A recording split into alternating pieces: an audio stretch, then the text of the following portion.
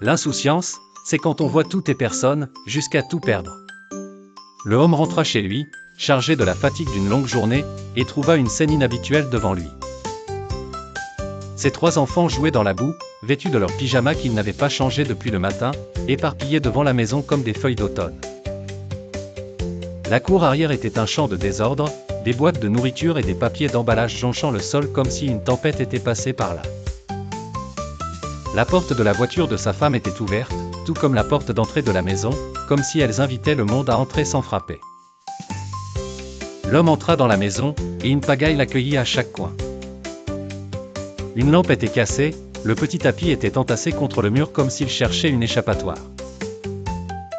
Le son de la télévision hurlait, les jouets étaient éparpillés comme si une armée d'enfants absents les avait laissés derrière. Les vêtements étaient éparpillés dans le salon comme les couleurs d'une toile d'un artiste fou.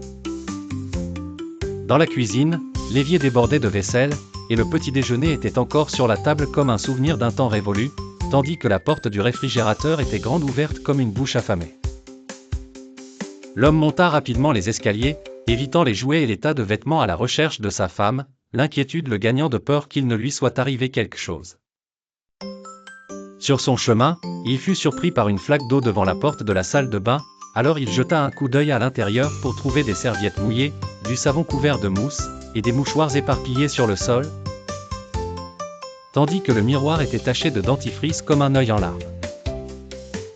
L'homme se précipita dans la chambre, et trouva sa femme allongée sur son lit, lisant un roman d'un calme étrange. Elle le regarda et lui demanda avec un doux sourire, « Comment s'est passée ta journée ?»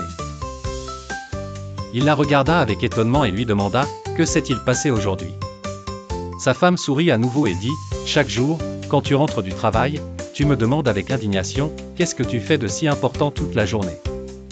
N'est-ce pas ?» Le mari lui répondit, « Oui. » La femme répondit, « Eh bien, je n'ai pas fait ce que je fais tous les jours aujourd'hui. » L'homme resta stupéfait, comme s'il voyait la vérité pour la première fois. Sa femme, qui travaille sans relâche chaque jour,